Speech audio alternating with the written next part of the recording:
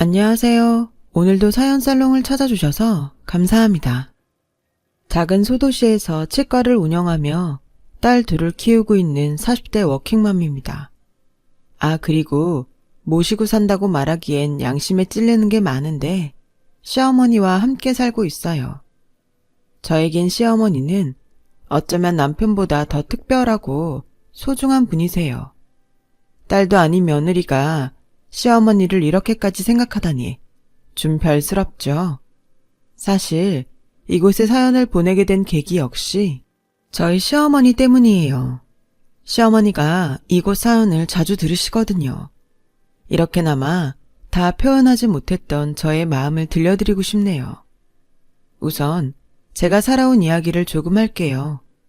저는 초등학교 5학년 때 교통사고로 부모님 두 분을 모두 잃었어요. 저도 그 차에 함께 타고 있었는데 저희 엄마가 온몸으로 저를 감싸 안아주셔서 기적처럼 살아났죠. 하지만 그렇게 엄마가 온몸으로 지켜준 저였지만 친척들에게는 떠맡기 싫은 그저 짐이었어요. 게다가 어른이면서도 하나같이 배려라는 마음이 없던 그들은 제가 있는 그 자리에서 어떻게든 저를 맞지 않으려고 자신들의 궁색한 핑계를 늘어놓았어요. 아니, 그래도 그렇지. 무슨 사람들이 보험 하나를 안 들어놓을 수가 있어? 내가 돈이라도 나온다고 하면 눈 한번 칠끈 감고 쟤 맞겠다고 하겠는데 돈 한 푼 없이 그럴 순 없지. 맞아요, 형님. 애 하나 키우는데 돈이 얼마나 드는데. 이건 다 우리가 나쁜 게 아니라 제 부모가 어리석은 거예요. 결국 저는 어쩔 수 없이 며칠간은 큰아버지 댁에 있었어요. 큰아버지는 저를 금방 보육원에 맡겨버렸지만 저보다 보육원 사람들 보기가 민망했는지 이렇게 말씀하셨죠. 지수가 미안하다. 큰아빠가 능력이 조금만 있었더라면 너를 끝까지 데리고 있을 텐데 여기서 조금만 참고 기다리렴. 내가 금방 너를 데리러 올 거야. 알았지? 알긴요. 아니, 알았어요. 큰아버지가 말하는 그 약속은 애당초 지킬 마음조차 없었다는 걸요. 그저 자기 마음 편하자고 하는 변명이라는 걸요. 그래서 저는 울지도 않고 대답도 하지 않았어요. 그러자 더 민망해지기 싫었던 큰아버지와 큰아버지 식구들은 도망가듯 보육원을 빠져나갔고 저는 그렇게 고아신세가 되었어요. 그런데 그거 아세요? 비슷한 처지라 해도 보육원 안에서도 나름의 텃세가 있다는 걸요. 그래서 한동안은 그 텃세 때문에 아무데도 끼지 못하고 꽂아 넣은 보릿자루처럼 지내야 했죠. 그럴 때마다 현실을 잊으려 책을 읽고 공부를 했어요. 딱히 어떤 목표가 있었다기보다 현실이 너무 고통스러우니까 머릿속에 다른 걸 채우고 싶었던 거였죠. 이유가 어쨌든 그렇게 매달린 공부는 그래도 보람이 있었어요. 아무리 보육원에서 생활하는 저였어도 공부를 잘하니 선생님과 친구들이 저를 꽤 좋아했거든요. 학원도 안 다니고 변변한 문제집도 없는 제가 어떻게 그렇게 공부를 잘하냐며 친구들은 언제나 제 주변에 모였어요. 그리고 점차 보육원에서도 저에게 공부를 배우고 싶어하는 친구와 동생들이 생겼고 그렇게 저는 처음으로 사람들에게 칭찬과 주목을 받게 되었어요. 그때부터였어요. 부모님의 사고로 한동안 웃지 않았던 저였지만 그렇게 점차 사람들 사이에 섞여 조금씩 웃기 시작했어요.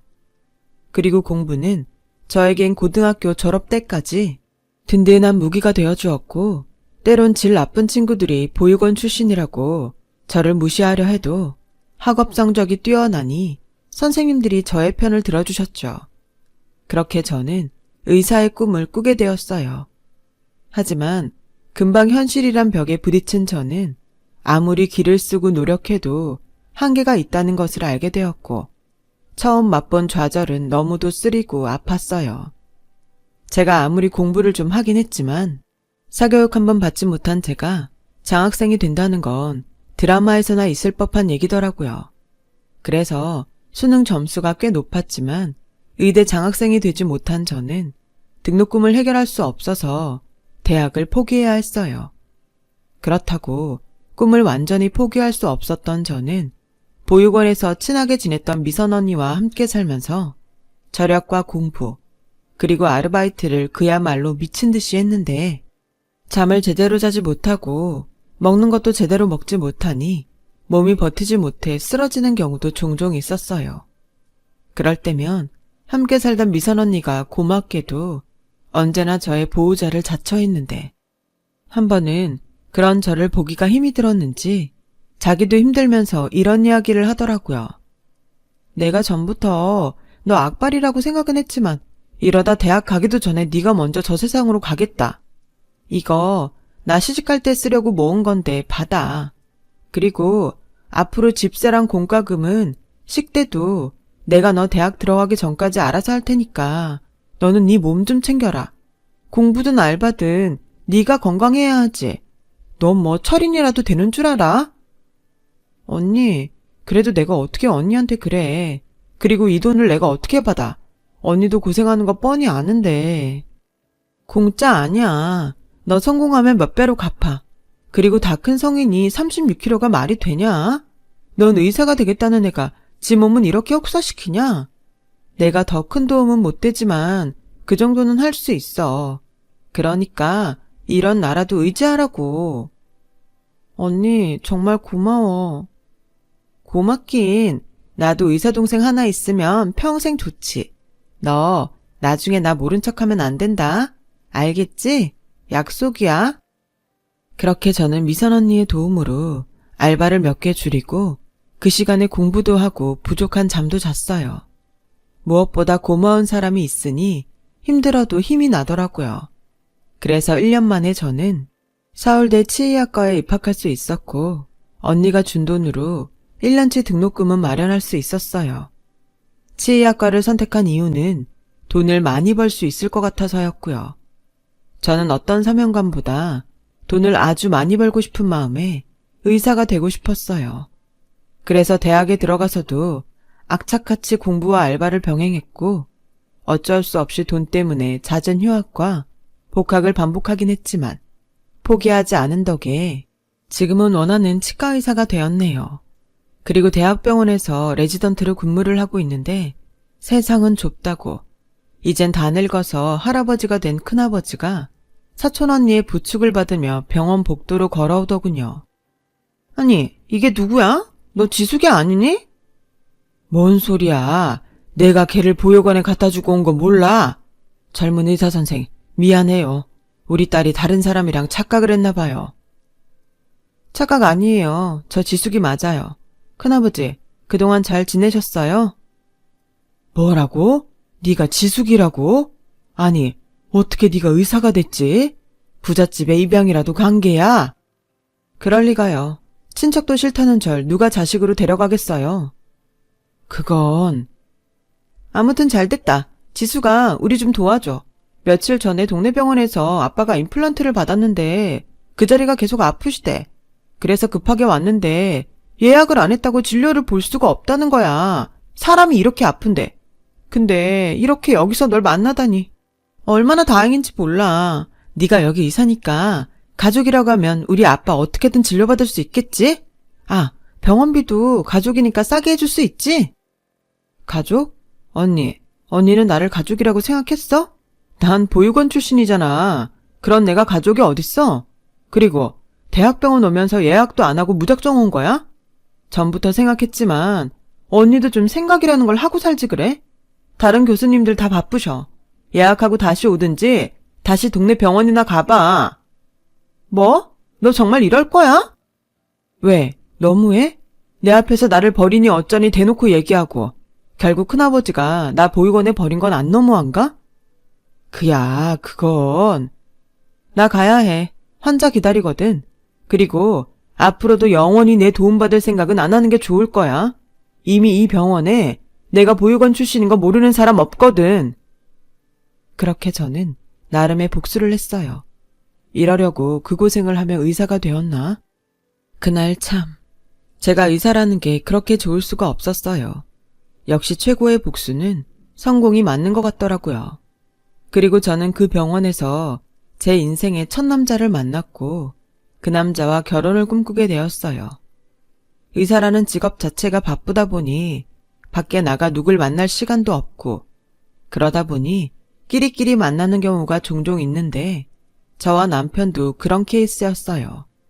솔직히 따지고 보면 남편과 첫 만남은 그리 유쾌하지 않았어요. 남편은 저와는 다르게 부유한 집에서 좋은 교육을 받은 사람이었고 학기 동안 장학금 한 번을 놓친 적이 없다고 하는데 그게 그렇게 얄미울 수가 없었어요. 제가 그렇게 기를 쓰고 받으려고 애를 썼던 장학금을 다 가진 남편 같은 사람이 받으면 저 같은 사람은 어쩌라고요. 그래서 저는 남편을 좋아하기보다 질투했어요. 그런데 이 멋모르는 도련님 같은 남편은 악착같이 노력해서 여기까지 온 저를 대단하며 동경했고 그 후에는 보는 사람이 민망할 정도로 저에게 자기의 마음을 표현했어요. 그동안 힘들었던 시간만큼 자신이 행복하게 해주겠다고요. 어쩌면 참 뻔한 고백이었는데 여태 저한테 그런 말을 한 사람이 없어서인지 저는 그 뻔한 고백이 좋았어요. 그리고 그쯤 함께 살던 미선 언니한테 남편에 관한 이야기를 했는데 어쩐 일인지 표정이 내내 어두웠던 언니가 그날은 활짝 웃으면서 잘 됐다고 제 손을 잡아주는데 손이 너무 차가워서 깜짝 놀랐어요. 언니, 그러고 보니까 요즘 안색이 왜 그렇게 안 좋아? 병원 가봤어? 아니다. 내일이라도 당장 우리 병원 와. 내가 접수해 놓을게. 언니, 여태 건강검진 한 번도 안 받아봤지? 미안, 내가 의사인데. 바쁘다고 언니한테 도통 신경을 못 썼네. 아니야, 나 괜찮아. 요즘 다이어트 하느라 그래. 그리고 내 나이가 몇인데 건강검진을 받냐. 건강검진에 나이가 어딨어. 진짜 괜찮아? 언니가 뺄 살이 어딨다고 다이어트를 해. 나한테 몸 안 챙긴다고 무섭게 화내더니 자기는 이게 뭐냐? 그랬네. 알았어. 그러는 의미에서 우리 치킨 시켜 먹을까? 다이어트 때려치우지 뭐. 언니가 살 테니까 그만 화내라. 그때 억지로라도 언니를 병원에 데리고 갔어야 했는데 미선 언니는 그때 다이어트를 했던 게 아니고 위암으로 도통 먹지를 못한 거였어요. 의사 동생 덕보겠다고 하더니 저한테 부담이 될까 혼자 끙끙거리다 병을 키운 꼴이었죠. 제가 집이라도 자주 왔었다면 언니의 병을 몰랐을 리가 없는데 저는 미선 언니를 그렇게 허망하게 보내고 미안하고 또 미안해 며칠을 울고 또 울었어요. 부모님 다음으로 가족이라고 생각한 유일한 사람이었으니까요. 그래서 꼭 성공해서 언니한테 못다한 마음의 빚을 갚고 싶었는데 이젠 그럴 수 없다는 절망에 저는 맥없이 무너지고 말았어요. 그때 당시 전문의 과정을 밟고 있던 저도 한참 중요한 시기였는데 미선 언니를 떠나보내고 그게 다 무슨 소용인가 허망한 기분이 들었어요. 그때 남자친구였던 남편이 저를 많이 위로해 주었죠. 미선 언니 역시 가족이 없던 고아였기에 빈손은 더욱 썰렁했지만 마지막까지 내가 언니의 가족으로서 끝까지 함께하겠다는 일념으로 3일을 버텼어요. 그러다 언니의 유품을 정리하던 때 뜻밖의 언니가 남긴 편지를 발견하게 되었고 언니는 필히 제가 이 편지를 찾아서 보게 될 거라는 걸 알았던 것 같았어요. 편지 속의 미선 언니는 저한테 말은 하지 않았지만 보육원을 나온 이후 계속 자신을 낳아준 엄마를 찾아다녔다고 했어요. 그리고 꿈에서도 그리워했던 엄마를 찾았는데 엄마가 너무나도 잘 살고 있어 차마 앞에 나설 수 없었다고 적혀 있었죠. 편지에는 멀리서 핸드폰으로 찍은 것 같은 중년의 여자 사진도 같이 있었는데 아무래도 그분이 언니의 엄마 같았어요. 사진을 보는데 제가 다 마음이 아프더라고요. 불쌍하고 착한 우리 언니. 미선 언니는 편지 말미에 저에 대한 이야기도 썼어요. 저를 친동생처럼 아꼈고 그래서 끝까지 저에게 병을 숨기게 되었다는 이야기도 적혀 있었죠. 저 혼자만의 꿈이라고 생각했던 의사라는 것이 사실은 언니에게도 꿈이라고 의사 동생을 바라던 언니의 마음은 진짜였어요. 친동생도 아닌데 말이죠. 그래서 한참 바쁜 저에게 자기가 걸림돌이 될까봐 언니는 병을 숨기기로 했던 거예요. 언니는 정말 바보예요. 너무 착한 바보. 언니라면 얼마든지 제 인생에 걸림돌이 돼도 되는데 저는 그 편지에 몇 날 며칠을 울었어요. 언니가 보고 싶고 언니한테 미안하고 언니한테 고마워서요. 그리고 다시 마음을 다잡고 저는 병원으로 갔어요. 저 못지않게 언니도 바랬던 꿈이라면 더욱 의사가 돼야겠다고 생각했죠. 그래서 그때 남편에게 헤어지자고 이별 통보를 했어요. 제가 연애하며 행복했던 그 시간에 언니는 혼자 병마와 싸우며 힘들었다고 생각하니 더 이상 남편과의 연애를 이어갈 수 없겠더라고요. 하지만 남편은 왜 자기가 저와 헤어져야 하냐며 싫다고 했어요. 자기는 몇 년이 걸려도 꼭 저와 결혼하고 싶다면서요. 생각해보면 남편은 참 한결같았어요. 모든 것이 부족하고 열등한 저를 기다려주고 사랑해줬으니까요. 그래서 시간이 흐르니 저 역시도 다시 남편에게 흔들렸어요. 하지만 제 마음이 남편에게 향하려고 할 때 사건이 하나 일어났어요. 남편에게는 4살 위 누나가 있었어요. 누나는 참 예뻤지만 아쉽게 능력이 없었어요. 그래도 그 미모만큼은 부러울 정도로 뛰어났는데 남편의 누나는 그 미모로 못된 짓을 많이 하고 다녔어요. 자기 좋다는 남자 벗겨먹는 것은 물론이고 자신이 마음에 드는 상대가 있으면 애인이 있건 없건 심지어 유부남도 빼앗아야 직성이 풀렸어요. 그래서 남편의 집에서 누나는 참 골칫덩어리였는데 그런 누나가 언젠가 저를 찾아왔어요. 그것도 남편 몰래요. 안녕? 나 누군지 알아? 나 지욱이 누나야. 놀랐지? 네, 갑자기 찾아오셔서. 그런데 왜 저만 찾으셨어요? 왜긴 잘난 내 동생이 좋아하는 여자는 어떻게 생겼나 궁금해서 찾아왔지. 근데 보니까 너무 평범해서 실망인데? 그냥 단도직입적으로 말할게. 내 동생이랑 헤어져. 내 동생은 이미 내가 짝으로 점 찍어둔 동생이 있거든. 걔는 부모님도 다 계시고 집도 부자야. 누구랑은 환경이 완전히 다르지. 황당했어요. 몇 번 보지는 않았지만 옛날 드라마에서 부잣집 부모가 돈 봉투 던지면서 저런 얘기를 했던 것 같은데 실제로 이런 일이 일어나니 어이가 없어서 말이 나오지 않았어요. 지욱 씨도 알아요? 누나가 이미 점 찍어둔 여자가 있다는 거. 아니, 그보다 그런 여자가 있으면서 왜 저한테 매달릴까요? 저 이미 지욱 씨한테 헤어지자고 했는데. 뭐? 이미 헤어지자고 했다고? 네, 누나가 동생이랑은 영 안 친한가 봐요. 그러니까 괜히 저한테 이런 불쾌한 말하지 마시고 본인한테 직접 이야기하세요. 이미 얘기했지. 내가 지금 가운데서 얼마나 곤란한 줄 알아? 의사 동생이랑 맺어준다고 받은 게 얼마나 많은데. 근데 동생은 너 아니면 평생 혼자 산다고 하지. 엄마 아빠도 내 편 안 들어주고 진짜 미치겠다. 그럼 네가 좀 협조해. 너도 내 동생이랑 헤어지고 싶은 거잖아. 이번 일 잘 도와주면 내가 우리 집보다 돈 많은 남자 소개해줄게. 어때? 이만하면 너도 구미가 좀 당기지 않아? 구미요? 됐어요. 그쪽이나 그렇게 사세요. 괜히 저 끌어들이지 말고. 그때였어요. 이쁘장하게 생겨서는 성질이 얼마나 포악한지.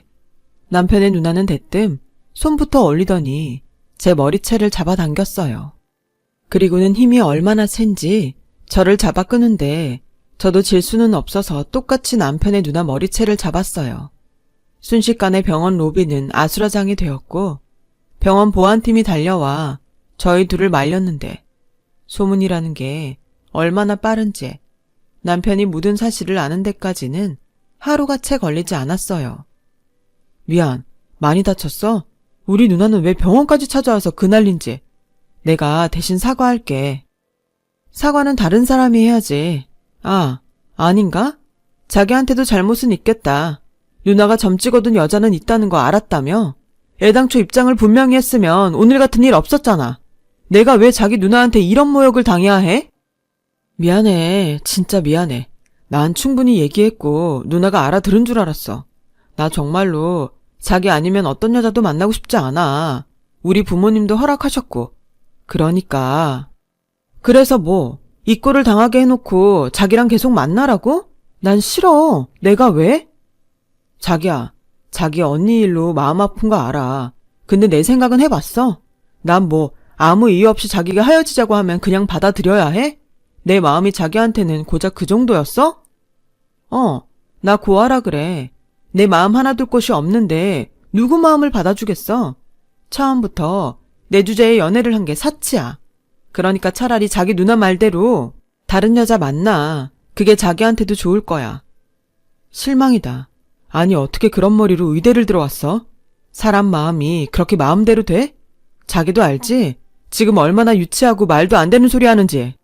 난 고아든 부잣집 딸이든 김지숙 너를 좋아하는 거야. 너라서 좋은 거라고. 전 그 말에 눈물이 왈칵 났어요.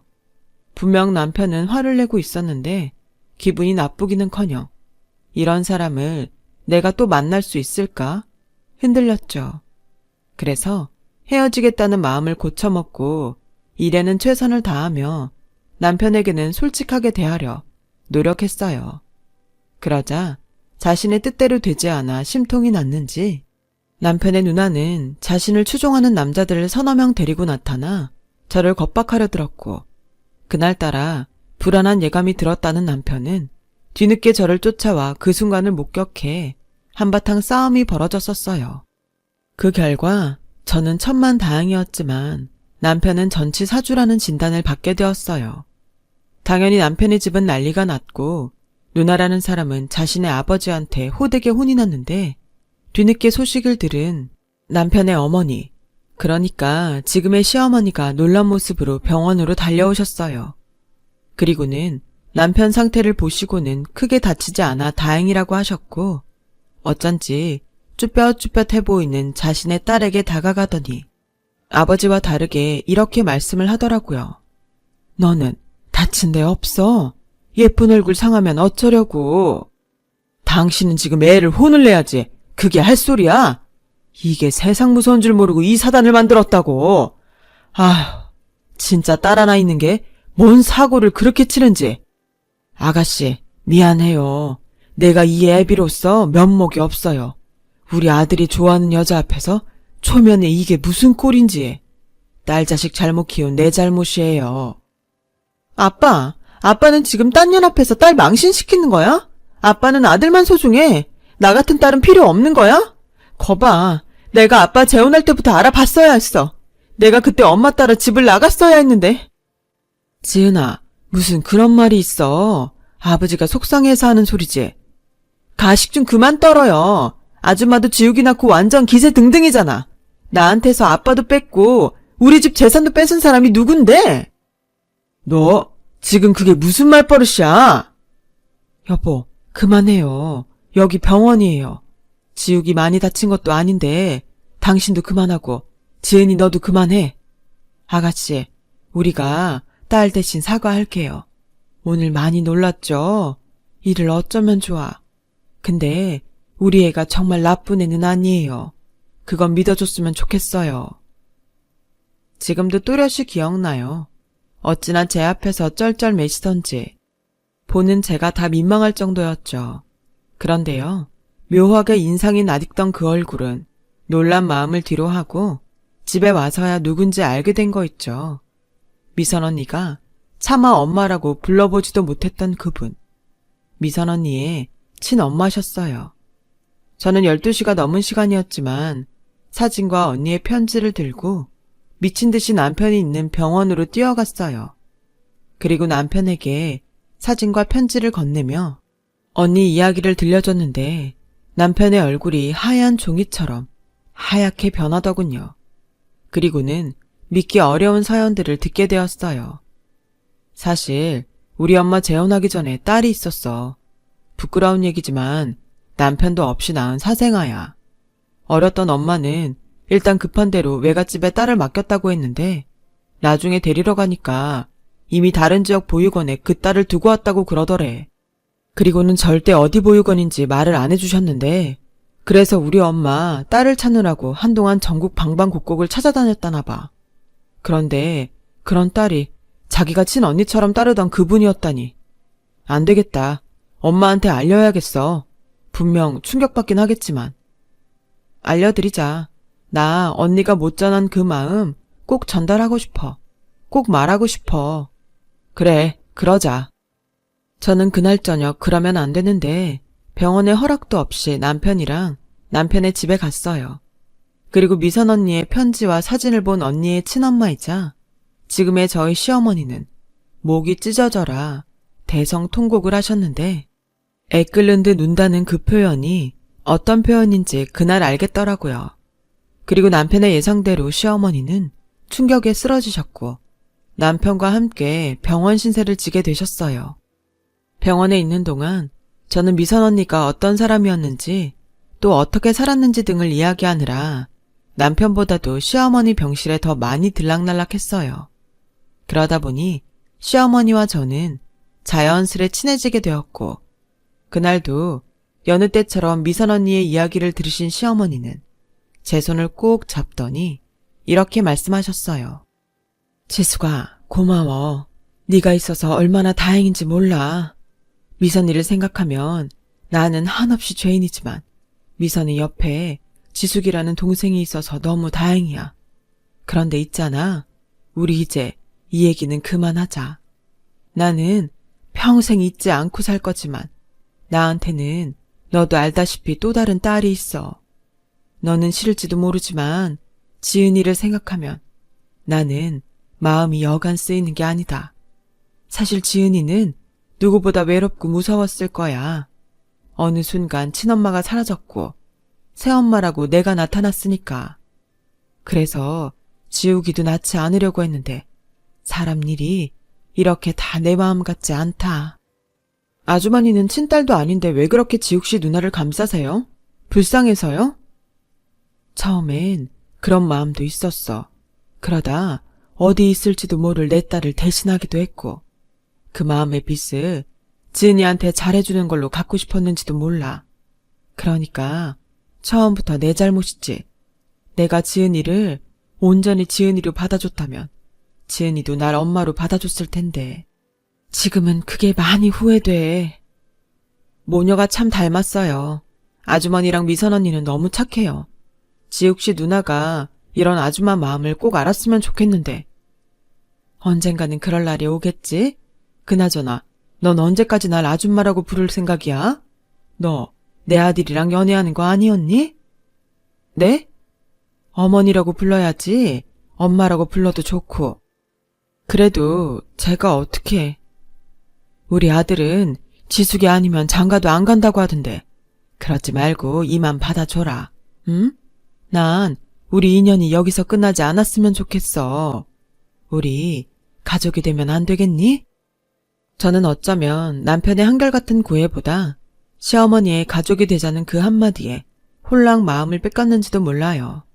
생각해보니 제가 고아가 된 그 순간부터 까맣게 잊고 있던 말이 가족이더라고요. 나한테도 가족이 생길 수 있다니. 게다가 그 연결고리가 너무나도 고마운 미선 언니라니. 저는 처음으로 욕심이 나기 시작했어요. 그래서 남편과의 결혼을 결심했죠. 남편의 누나를 생각하면 쉽게 용서가 되지 않지만 시어머니의 바람대로 병원에서 저와 시어머니의 이야기를 엿들었던 남편의 누나, 즉 시누이는 꽤나 충격을 받은 듯 했어요. 시어머니의 마음을 자기 멋대로 가식이라고 평생을 믿고 살아왔다가 제대로 뒤통수를 맞은 거였죠. 저렇게 좋은 분을 알아보지도 못하다니. 처음부터 알아봤지만 시누이는 사람 보는 눈이 없는 게 분명해요. 그리고 시누이는 그동안 자신이 잘못 생각하고 삐뚤어지게 행동한 것을 시어머니한테 용서를 빌었고 저에게도 진심이 아닌지 모르지만 제가 자기보다 뛰어난 것도 없으면서 의사라 자신만만한 게 자기의 열등함을 자극했다고 미안하다고 했어요. 하지만 저는 마음씨 착한 시어머니와는 달랐기에 시누이의 그런 고백 섞인 사과를 받아줄 마음은 없었고 지금까지도 적당한 거리를 두려고 했는데요. 시간이 많이 흐른 지금도 저와 시누이는 그렇게 친하지 않아요. 친하게 지내야겠다는 생각조차 없었다는 말이 맞겠지만요. 대신 지은 죄가 있다 보니 시누이는 어지간해서는 제 눈치를 살폈고 그 덕에 크게 불편함 없이 지금까지 지내오고 있어요. 그렇게 연애 8년 만에 저는 남편과 결혼을 했고 원하던 대로 제 힘으로 경기도에 작은 치과를 개원했어요. 남편도 근처에 정형외과를 개원했는데 부부가 쌍으로 대출을 받아 개원을 했더니 아직 빚 갚을 날이 구만리예요. 하지만 누군가 그러대요. 빚도 재산이라고. 그래서 저는 아주 부자랍니다. 그리고 죄송하게 결혼 후 연년생으로 딸들을 낳다 보니 아직 어려서 시어머니가 서울에서 내려와 한동안 저희 아이들을 돌봐주셨는데 시아버님께서 해외 사업 때문에 베트남에 가시고 말 많고 탈 많던 시누이도 용케 제 짝을 찾아 시집을 가게 되면서 시어머니는 아예 저희 집에 눌러 앉게 되셨어요. 솔직히 이실직고 하자면 남편과 제가 모시겠다고 못 가시게 한 건데 실상은 모시기는커녕 저희가 전적으로 도움을 받는 처지이죠. 그런데 어느 날 시어머니가 저에게 이런 말씀을 하셨어요. 나는 시어머니이기도 하지만 친정엄마이기도 해. 그러니까 너는 나한테 다 맡기고 너 하고 싶은 거 다 하렴. 어릴 때 못 부린 응석 내가 다 받아줄게. 알았지? 세상에 이런 말을 하는 시어머니가 또 있을까요? 저는 남편도 남편이지만 요즘은 시어머니 때문에 너무 행복해요. 그리고 문득 이런 생각도 합니다. 먼저 떠난 미선 언니가 하늘에서 저와 남편의 인연을 알고 저를 자신의 엄마와 만나게 해준 것은 아닐까? 그래서 저는 오늘도 미선 언니를 생각하며 언니 몫까지 시어머니에게 잘하는 며느리이자 딸이 되고 싶어요. 그럼 하늘에 있는 미선 언니도 고맙다고 웃어줄 것 같거든요. 그리고 언젠가는 언니에게 이 말을 꼭 전하고 싶어요. 언니, 비록 작은 동네에서 코딱지만한 치과를 하는 의사지만 언니가 바라던 대로 언니 동생 의사 됐어. 그리고 지금은 남편이랑 시어머니랑 토끼 같은 딸들이랑 너무 행복해. 언니 그거 알아? 가끔 너무 행복하면 나만 행복한 게 아닌가 미안한 생각이 든다. 내 행복의 반은 언니 거니까. 그래서 언니 몫까지 내가 다 행복한 것 같아 미안해. 언니, 우리 다음 생이 있다면 그때는 정말로 친자매로 태어나자. 그때는 내가 언니하고 언니가 동생해. 난 동생한테 한없이 베풀어주는 그런 언니가 될 거야. 언니가 나한테 그래줬던 것처럼. 그러니까 우리 꼭 다시 만나자. 이런 제 마음이 언니에게 꼭 전달이 되면 좋겠어요. 그리고 어쩌면 이 사연을 듣고 계실 시어머니, 아니 엄마에게도 이 말을 꼭 하고 싶네요. 엄마, 고마워요. 엄마와 가족이 될 수 있었던 건 저한테 그 어떤 행운보다 더 큰 로또입니다. 효도하고 살 수 있게 더 오래 건강하게 사세요. 이 세상 그 누구보다 엄마를 사랑하고 존경합니다. 지금까지 제 이야기 들어주셔서 감사해요. 여러분의 인생에도 따뜻한 봄이 찾아오길 진심으로 바랄게요. 여러분, 사연 댓글에 응원과 현명한 조언 부탁드려요. 좋아요와 구독은 저에게 큰 힘이 됩니다. 오늘도 좋은 일 가득하세요.